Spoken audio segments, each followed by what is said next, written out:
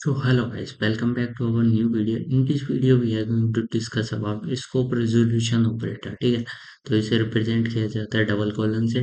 ठीक है, इनमें कोई स्पेस नहीं आएगा बीच में। ठीक है, तो मेन क्वेश्चन जो रहता है इससे रिलेटेड वो क्या रहता है प्रैक्टिकल में या फिर इंटरव्यू टाइप में, कि भाई स्कोप रेजोल्यूशन ऑपरेटर का यूज कहाँ पे करते हैं अपन। ठीक है, तो प्रीवियस लेक्चर में हम लोगों ने डिस्कस किया था how we can access private member of class, है ना।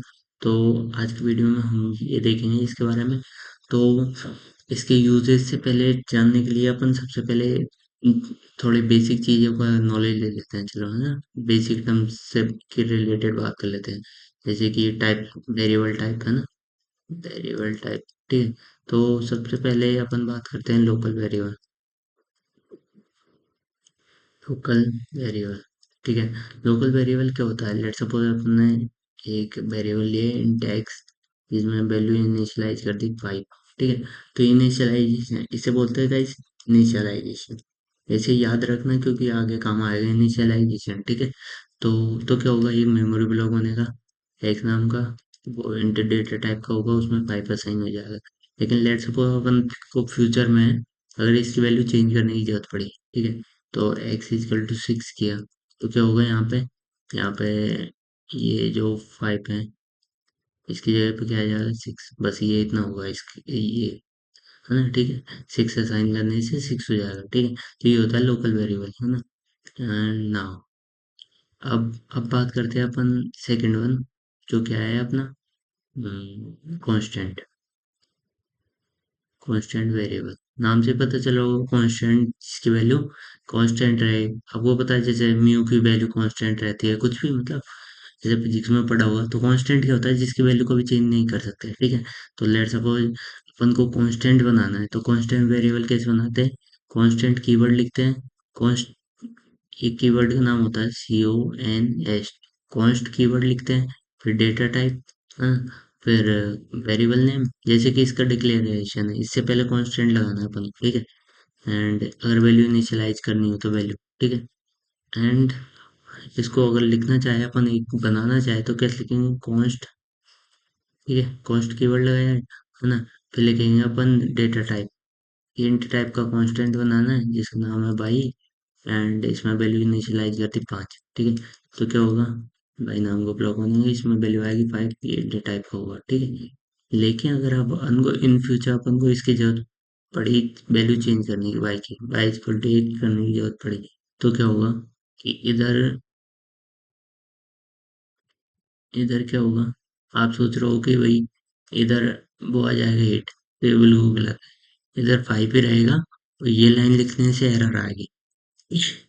एरर क्या आएगी कि भाई वो variable by is const in this context, मतलब इसकी वैल्यू एक बार अपन ने जो रख दी वही रहेगी, बाद में चेंज नहीं कर सकते।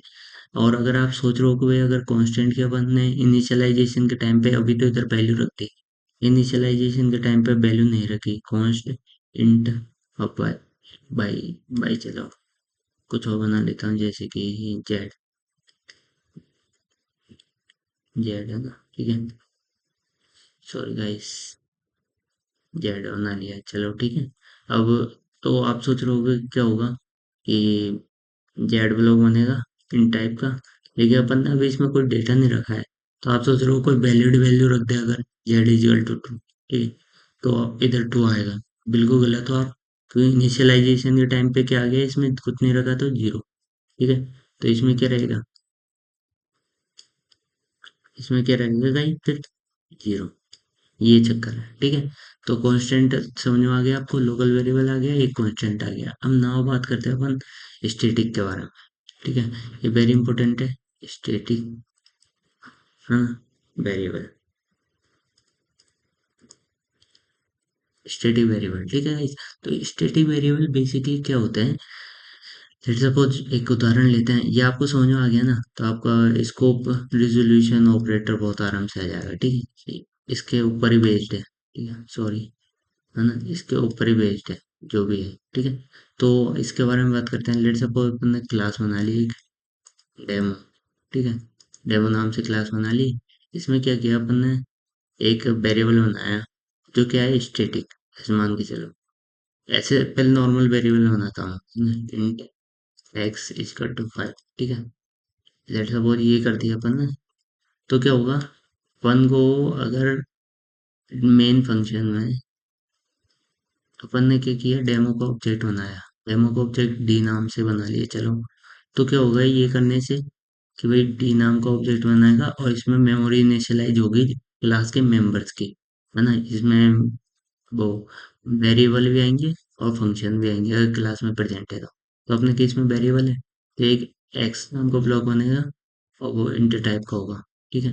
तो ये होगा और इसमें वैल्यू आ जाएगी 5। लेकिन अगर मान के चलो बाय बाई चांस अगर ये क्या हुआ, ये क्या हुआ स्टैटिक, स्टैटिक हुआ, तो क्या होगा, ये जो ब्लॉक बनेगा ना, ऑब्जेक्ट बनेगा, वो इसे मतलब जो मैं बताना चाह रहा हूँ वो समझिए कि ये लिखते टाइम ही ना, इनिशियलाइजेशन के टाइम पे ही, है ना। इनिशियलाइजेशन इसलिए बोल रहा हूँ ये आगे जाके काम आएगा ये वर्ड, है ना, ठीक है। तो इनिशियलाइजेशन के टाइम पे ये ब्लॉक बन जाएगा एक्स और स्टेट, है ना, ये इंट टाइप का होगा, ठीक है। तो ये ब्लॉक बन जाएगा, इसमें 5 वैल्यू और आ जाएगी। बस ये होगा इनिशियलाइजेशन के टाइम पे, ना कि ऑब्जेक्ट क्रिएशन के टाइम पे। और अगर आप सोच के देखो कि अगर अपन ने ये एक तो ये बनाया ऑब्जेक्ट, है ना, एक ऑब्जेक्ट बनाया क्लास का डी D2, ठीक है। तो आप क्या सोच रहे होंगे कि अगर अपन ने बाई चांस अगर इसमें वैल्यू अभी तो इनिशियलाइज कर रखी है ऐसे मान के चलो, है ना। लेट सपोज अपन हटा देते कि भाई वैल्यू नहीं रखी अपन ने एक बार, हम्म, समझने के लिए, ठीक है, एक्स से इनिशियलाइज कर दिया। लेकिन अगर आप सोच रहे हो कि भाई डी ऑब्जेक्ट बना एक बार, ये D2, ठीक है। तो अपन ने अगर डी डॉट एक्स में रख दिया 5, ना डी डॉट वाई में रख दिया 6, ठीक है। तो मैंने क्या बोला कि इधर ब्लॉक बनेगा एक्स और इधर भी एक्स बनना चाहिए क्योंकि ये इसका मेंबर है ना क्लास का, ठीक है। तो ये बनना चाहिए आपको कोडिंग, और इसमें आना चाहिए 5, इसमें आना चाहिए 6। लेकिन ये बिल्कुल गलत है। स्टैटिक है वो पहले ही बन जाता है, ऑब्जेक्ट से रिलेटेड रहता ही नहीं है। लेकिन ऑब्जेक्ट इसे एक्सेस कर पाएगा, मतलब स्टैटिक वेरिएबल है, उसे ऑब्जेक्ट एक्सेस कर पाएगा, क्यों, क्योंकि ये क्लास का बना रहे हैं अपन ऑब्जेक्ट, और और क्लास से रिलेटेड तो है ना, मतलब क्लास के अंदर ही आ रहा है, इसलिए कर पाएगा सिर्फ एक्सेस। तो मैंने क्या बताया, ये ऐसा नहीं होगा बिल्कुल भी। क्या होगा कि स्टैटिक वेरिएबल इनिशियलाइजेशन के टाइम पे एक ब्लॉक बन जाएगा, है ना, एक्स नाम का, और ये इंट टाइप का होगा। अब इसमें अगर अभी वैल्यू नहीं रखी तो अभी 0 होगा, लेकिन बाद में वैल्यू रख सकते हैं क्योंकि ये स्टैटिक है ना कि कांस्टेंट। कांस्टेंट मैंने बता ही दिया आपको कि उसकी वैल्यू चेंज नहीं हो सकती।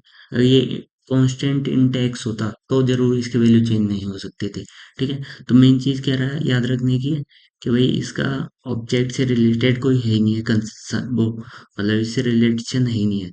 वही ऑब्जेक्ट के बनाने से ये स्टैटिक वेरिएबल बनता है, ठीक है। तो ये पहले बन जाएगा, ठीक है। तो अब बात करते हैं अपन मेन चीजों के बारे में।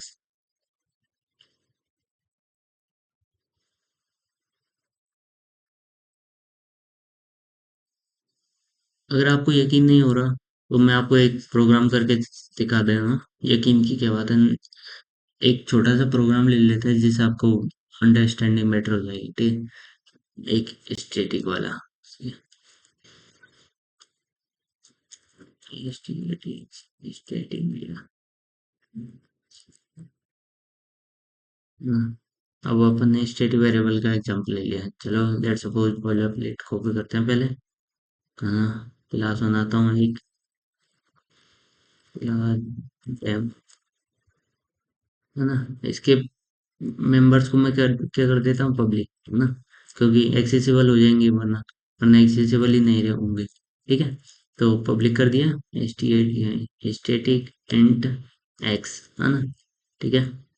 एंड नाउ इसको बंद कर दिया, एंड डेमो डेमो को ऑब्जेक्ट बनाया और सी आउट कर दिया, चलो अपन ने वैल्यू ऑफ एक्स, है ना, क्या लिख देंगे, ऑब्जेक्ट डॉट एक्स। अगर ये करेंगे अपन तो क्या होगा, देखिए, प्रोग्राम को हमेशा रन करके देखिएगा, ठीक है। तो क्या हो गया, एरर आ गई। अब आप सोच रहे हैं एरर क्यों आई, चलो समझते हैं। अब आएगा अपना कंसेप्ट किसका, स्कोप रिजोल्यूशन ऑपरेटर का कंसेप्ट, ठीक है। तो फर्स्ट यूज क्या है स्कोप रिजोल्यूशन का, कि डिक्लेरेशन ऑफ स्टैटिक वेरिएबल, ठीक है। स्टैटिक वेरिएबल जो अपना एक्स है वो स्टैटिक वेरिएबल है, तो इसके डिक्लेरेशन में काम आएगा। तो डिक्लेरेशन क्या होता है, आप सोचिए ये डिक्लेयर तो कर दिया, ये इनिशियलाइजेशन है, मैंने आपको इसलिए पहले ही बताया, ठीक है। तो इनिशियलाइजेशन ये है। अब डिक्लेरेशन कैसे करते हैं, डिक्लेरेशन अपन करते हैं, देखिए पहले लिखते हैं अपन वेरिएबल का नेम, ठीक है, नहीं डेटा टाइप, ठीक है, स्टैटिक वेरिएबल का, चलो ऐसे पहले फॉर्मेट लिख कर समझ आपको ना, स्टैटिक वेरिएबल का डेटा टाइप, है ना। देन लिखते हैं अपन क्लास नेम, क्लास नेम इधर स्पेस है, ठीक है ना, क्लास नेम।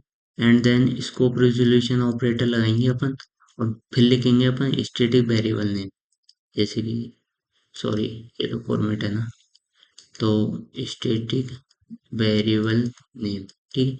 तो ये लिख दिया। अब अपने केस में क्या है, वो डेटा टाइप क्या है इसका, इंट, ठीक है, तो इंट लिख दिया। फिर क्लास नेम क्या है, डेमो, है ना। एंड स्कोप रेजोल्यूशन ऑपरेटर, फिर अपन ने क्या लग दिया इसमें, इधर क्या है अपना डेटा टाइप वेरिएबल का नेम, ठीक है, ठीक है, एक्स लिख दिया। तो फॉर्मेट क्या हो गया, डेटा टाइप फिर क्लास नेम फिर scope resolution operator and then variable name, ठीक है। तो ये हो गया। पहला यूज क्या है इसका, डिक्लेरेशन ऑफ स्टैटिक वेरिएबल, ठीक है। तो अब आते हैं अपन, डिक्लेरेशन कहाँ पे करना है, क्लास के जस्ट नीचे, ठीक है। तो डिक्लेरेशन मैंने बताया इंट, पहले डेटा टाइप फिर क्लास नेम स्कोप रेजोल्यूशन और एंड एक्स, ठीक है। तो अब प्रोग्राम को रन करके देखते हैं। देखिए वैल्यू आ गई जीरो। वैल्यू जीरो क्यों आई, ये देखिए, ये जीरो क्यों आया, क्योंकि अपन ने कुछ वैल्यू अभी रखी ही नहीं है इसमें, ठीक है। इसमें अगर कोई वैल्यू रखी ही नहीं है अपन ने, तो जीरो ही आएगी ओबियसली। और अपन क्या है, अगर इधर ही अपन डिक्लेरेशन के टाइम पर अगर इसमें वैल्यू रख देते हैं फोर, लेट्स सपोज, तो क्या आएगी अपने वैल्यू, ठीक है, फोर आ गई।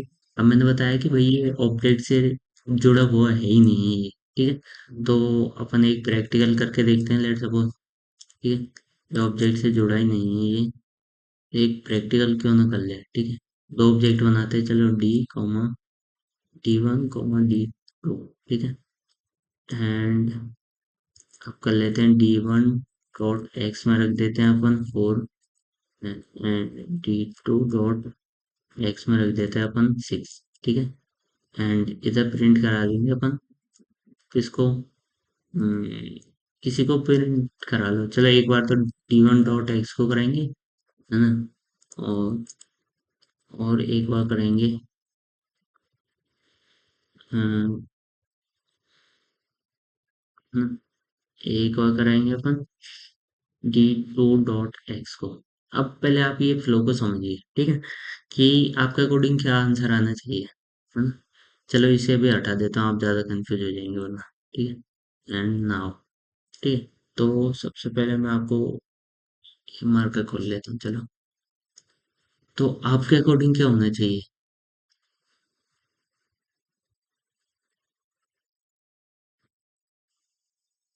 ये क्या हो रहा है आज, ठीक है। तो आपके अकॉर्डिंग क्या होना चाहिए, कि भाई एक ऑब्जेक्ट बनाएगा डी, इसके अंदर एक्स आएगा, है ना, और उसके अंदर अपन ने पहले रखा एक्स में फोर, ठीक है। एंड फिर क्या हुआ, डी ऑब्जेक्ट बना एक और, है ना, डी टू, ये डी वन है ये डी टू है, इसके एक्स में रख दिया अपन ने सिक्स, ठीक है, इसके एक्स में रख दिया अपन ने सिक्स। तो यही होना चाहिए ना आपका कोडिंग तो, है ना। लेकिन मैंने आपको क्या बताया था, कि वही ऑब्जेक्ट पे डिपेंड ही नहीं करती है, पहले मतलब इनिशियलाइजेशन के टाइम पे ये इसमें ब्लॉक बन जाएगा, और डिक्लेरेशन के टाइम पे या फिर कभी भी वैल्यू रखेंगे जब वैल्यू आ जाएगी इसकी। तो ब्लॉक क्या कब बना, इनका ऑब्जेक्ट बनाने से नहीं, इनका ऑब्जेक्ट बनाने से पहले ही इन टाइप का ब्लॉक बना जिसका नाम है एक्स, बस ये हुआ है।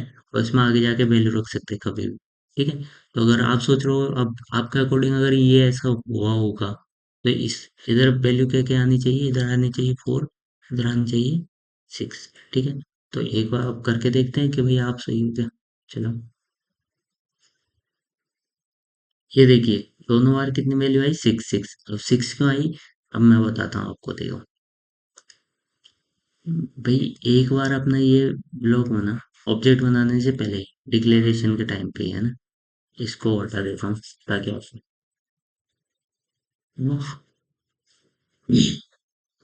अपना ये ब्लॉक बना, ठीक है, इन टाइप का, बिना ऑब्जेक्ट बनाए पहले बन गया, इनिशियलाइज करते, ठीक है। और डिक्लेरेशन के टाइम पे कोई वैल्यू नहीं है तो इसमें जीरो आ जाएगा भाई, ठीक है। लेकिन अगर अपन ने इधर रखा 4, ठीक है।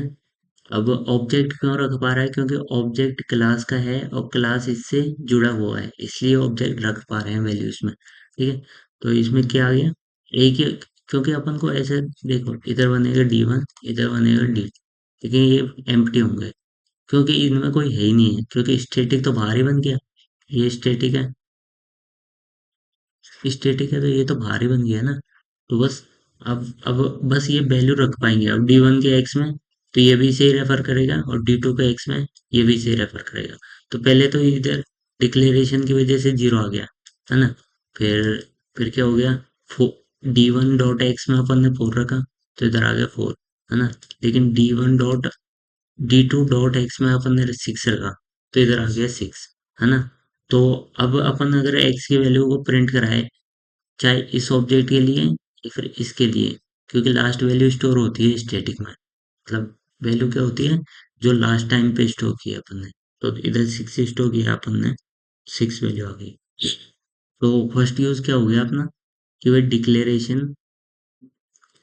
फर्स्ट यूज क्या हो गया कि declaration, DEC, declaration of static variable, ठीक है। नाउ, ठीक है। अब मैंने आपको एक चीज क्या बताई थी कि भाई इससे आप सोच रहे होंगे कि भाई जब ऑब्जेक्ट बना, मतलब ऑब्जेक्ट इससे जुड़ी नहीं है तो ऑब्जेक्ट बनाना जरूरी क्या है, इसे बिना ऑब्जेक्ट के एक्सेस कर पाएंगे। तो बिल्कुल सही बात है, कर भी पाएंगे अपन बिना ऑब्जेक्ट के। अब बताता हूँ कैसे कर पाएंगे, ठीक है। और इसका सेकंड यूज यही है, ठीक है। इसको अभी के लिए रिमूव कर देता हूँ, है ना, ठीक है। तो फर्स्ट यूज हो चुका अपना, डिक्लेरेशन में काम आता है, ठीक है। अब आते हैं अपन कि भाई मैंने क्या बताया था कि स्टैटिक वेरिएबल क्या है, इनिशियलाइजेशन के टाइम पे बन जाएगा, है ना। और ऑब्जेक्ट पे इंडिपेंडेंट रहेगा, ठीक है। ऑब्जेक्ट बने नहीं बने ये तो पहले ही बन जाएगा। अब आपको इसका यकीन कैसे होगा कि भाई अपन ने तो ऑब्जेक्ट से एक्सेस किया था, तो क्या पता ऑब्जेक्ट बन जैसे ही बना हो ये, है ना। लेकिन ऐसा नहीं है, अभी बताता हूँ कैसे। तो एक सेकंड में पॉज ले रहा हूँ। तो सॉरी गाइस, है ना, पॉज लेने की। तो अब मेन चीज क्या है, कि मैंने बताया था कि भाई ऑब्जेक्ट की वजह से बन रहा होगा, आप ऐसे सोच रहे हैं तो आप बिल्कुल गलत हो। अभी बताता हूँ बिना ऑब्जेक्ट के कैसे बन पाए, ठीक। तो अब चलो, अब क्या बनाते हैं अपन इसको बिना ऑब्जेक्ट के, ठीक है। अम, चलो, स्टैटिक इंट एक्स, ठीक है। एंड इधर क्या कर दिया अपन ने, अभी अभी तो कुछ नहीं ले रहे, चलो मान के चलो, इसको कर लिया। फिर अपन ने डिक्लेरेशन कर दिया, ठीक है। डिक्लेरेशन कर दिया int demo scope resolution operator and then X, ठीक है। अगर अपन ने ये कर दिया, अब क्या चाहते हैं अपन, कि भाई ऑब्जेक्ट नहीं बने मेन फंक्शन में। अपन किसके क्लास का डेमो का ऑब्जेक्ट ही नहीं बनाना चाहे, ठीक है। ऑब्जेक्ट नहीं बनाना चाहे, तो आप सोच रहे हो कि भाई ऑब्जेक्ट ही नहीं बनाएंगे तो ये वैल्यू कॉल कैसे होंगी। अब जैसे कि मैंने बताया भाई, स्टैटिक वेरिएबल है, वो क्या है, बिना ऑब्जेक्ट के भी बन सकता है ना। तो अपन क्या कर सकते हैं, स्टैटिक वेरिएबल को बिना ऑब्जेक्ट बनाए भी कॉल कर सकते हैं। जैसे कि एक सिंपल से एग्जाम्पल लेता हूँ मैं, क्या पता गाइस ऐसे जावा में तो शायद ये चीज हो सकती है, कि क्लास का नेम डॉट करके अगर एक्स, अपन स्टैटिक वेरिएबल को कॉल करना चाहे तो कॉल हो जाएगा डॉट एक्स। अब ये इसमें पता नहीं है,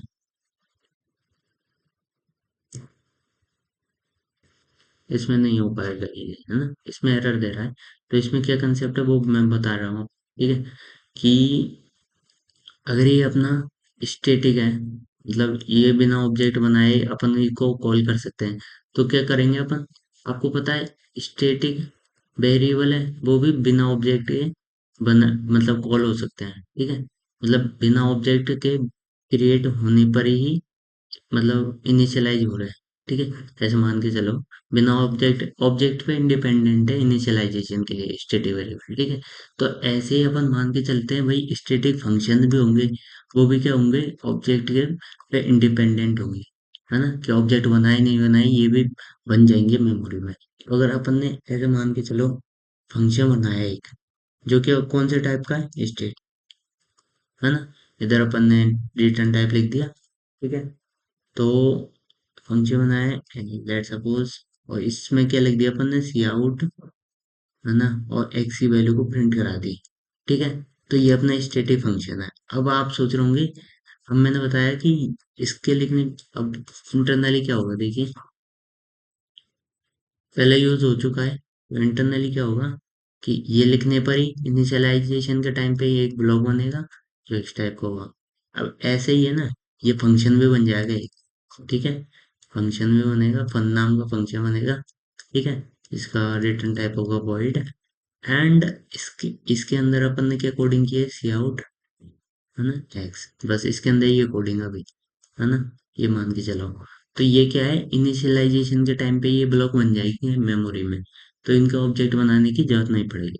अब अपन है ना स्टैटिक, मैंने जैसे बताया था कि भाई स्टैटिक मेंबर है ना, इसमें दोनों आ गए वेरिएबल एंड फंक्शन। तो अपन जैसे वेरिएबल को ऑब्जेक्ट की मदद से एक्सेस कर पा रहे थे ऐसे इसको कर सकते हैं, लेकिन अपन को क्या करना है अब, विदाउट विदाउट ऑब्जेक्ट, ठीक है। जभी तो आपको पता चलेगा ये कि भाई बिना ऑब्जेक्ट पे डिपेंड ही नहीं कर रही इनकी मेमोरी। तो अब आता है अपना सेकंड यूज, ठीक है। Second one use, second use क्या आता है अपना कि कॉलिंग अ स्टैटिक फंक्शन, है ना। सेकंड वन यूज क्या है कि स्टैटिक फंक्शन को कॉल करने के लिए, है ना। कॉल करने के लिए अपन किसका यूज करते हैं स्कोप रेजोल्यूशन ऑपरेटर, है ना। स्कोप रेजोल्यूशन ऑपरेटर, ठीक है। तो ये है सेकंड यूज। अब आप सोच रहे होंगे कैसे कॉल करेंगे, तो बिल्कुल सिंपल है भाई, जैसे क्लास का नेम, है ना, and scope resolution operator then static function name, ठीक है। जैसे कि अपने केस में फन नाम का फंक्शन, तो बस ये कॉल हो जाएगा। तो ये क्या है इसका सेकंड यूज, ठीक है। तो अभी इसको चला के देखते हैं अपन एक बार, है ना। एंड अपन ने क्या किया अभी, स्टैटिक वॉइड फन नाम का फंक्शन ले लिया, ऐसे मान के चलो डिस्प्ले ले लिया, जो क्या करेगा एक्स की वैल्यू को डिस्प्ले कराएगा, वैल्यू ऑफ एक्स, ठीक है। एक्स को डिस्प्ले कराएगा ये। एंड अब अपन, मैंने बताया था कैसे कॉल कर सकते हैं अपन स्टैटिक फंक्शन को, क्लास का नेम एंड स्कोप और रेजोल्यूशन ऑपरेटर देन डिस्प्ले, ठीक है। तो बस ऐसे ही है। अब इसको चला के देखते हैं, ये देखिए अपना प्रोग्राम चल चुका है गाइस, ठीक है। ये क्या हुआ आई थिंक, ये क्या हो रहा है गाइस, सॉरी टू से बट समथिंग इज, सपोज इसमें वैल्यू अपन ने डिक्लेयर कर दी,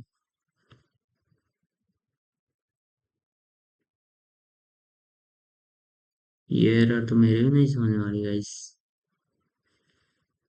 हमने फंक्शन नहीं लगाया आई थिंक, ठीक है।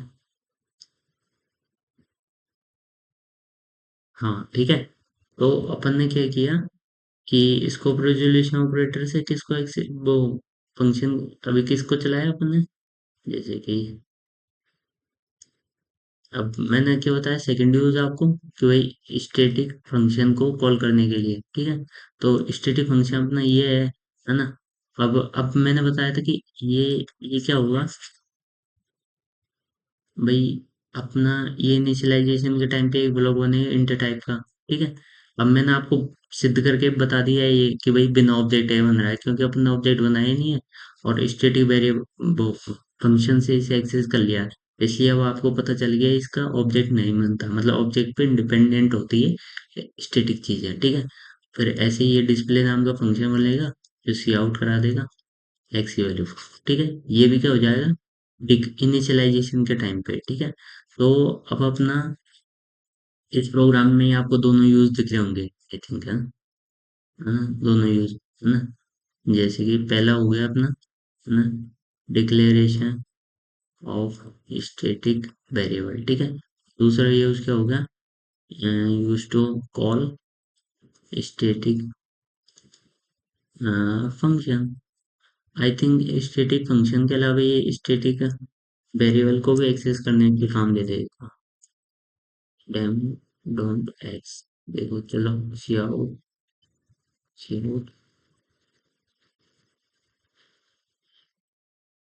इसको लाइन छोड़ के लिखते हैं जाके, ठीक है। तो class name and scope resolution and operator, ठीक है। तो देखिए बिल्कुल सही है अपना ये भी। तो एंड अब देखिए, अगर दो बार एक्स प्रिंट हो रहा है तो मतलब ये लाइन भी चली है अपनी, ठीक है। तो अब आपको क्या यूज आ गया, स्टैटिक फंक्शन का नहीं आएगा इधर, स्टैटिक वेरिएबल का, है ना। अब क्या आएगा, एक तो भाई डिक्लेरेशन ऑफ स्टैटिक वेरिएबल में, जैसे इधर अपन ने डिक्लेयर किया, ठीक है। तो इसमें काम देंगे एक तो, ठीक है। और दूसरा क्या आ गया, यूज टू एक्सेस, एक्सेस के अलावा कॉल कर लो, call static member of class, ठीक है। तो ये अपना आज का पूरा एजेंडा है, मतलब ये अपना पूरा टॉपिक कवर हो चुका है। और आपको वीडियो पसंद आई हो तो लाइक कीजिए। कि मैं मतलब पहले यूज किया है कि भाई डिक्लेरेशन में काम आ रहा है, इधर देखिए इस लाइन में, हाँ डिक्लेयर कर रहा हूँ मैं, स्टैटिक वेरिएबल है उसको डिक्लेयर कर रहा हूँ तो उसमें काम दे रहा है। और एक क्या है, स्टैटिक वेरिएबल, स्टैटिक मेंबर है ना, उनको स्टैटिक मेंबर में वेरिएबल और फंक्शन, जैसे कि इधर फंक्शन है। और पहले इसलिए नहीं चला था क्योंकि मैंने फंक्शन बनाया ही नहीं, क्योंकि ये क्या कंपाइलर क्या समझ रहा था, डिस नाम के वो डिस को क्या कर समझ रहा था, मैंने पहले सिर्फ ये लिखा था डिस, तो इसे क्या समझ रहा था एक स्टैटिक वेरिएबल, इसलिए कुछ प्रिंट ही नहीं हो रहा था। फिर मैंने फंक्शन लगाया तो क्या करा, ये स्टैटिक, ये समझ गया ये स्टैटिक वेरिएबल वो फंक्शन है एक डिस्प्ले नाम का, तो इसे कॉल करती है, ठीक है। और एंड फिर अपन ने क्या किया, इसे, इसको कॉल कर दिया, ठीक है। मतलब एक्स इसको एक्सेस करने के लिए अपन ने स्टैटिक वेरिएबल को भी एक्सेस कर लिया, ठीक है। एंड स्टैटिक फंक्शन को भी एक्सेस कर लिया, तो क्या हो गया, स्टैटिक वेरिएबल वो मेंबर को एक्सेस करने के काम देता है एक तो, एंड एक इनिशियलाइजेशन। तो बस ये यूज है इसका बेसिकली। और आपको अगर वीडियो पसंद आई हो तो लाइक कीजिए।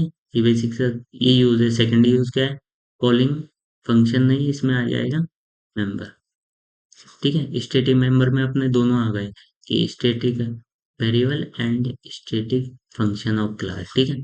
तो ये हो गया अपना आज का टॉपिक, है ना, है ना। स्कोप रेजोल्यूशन जिसमें अपन ने दोनों ऐसे लोकल वेरिएबल, लोकल वेरिएबल, है ना, और local variable and constant variable and static variable तीनों देख लिए, फिर इसके दोनों यूज देख लिए, है ना, two usages of scope resolution operator के, ठीक है। तो वीडियो पसंद आया हो तो लाइक कीजिए और चैनल को सब्सक्राइब कीजिएगा।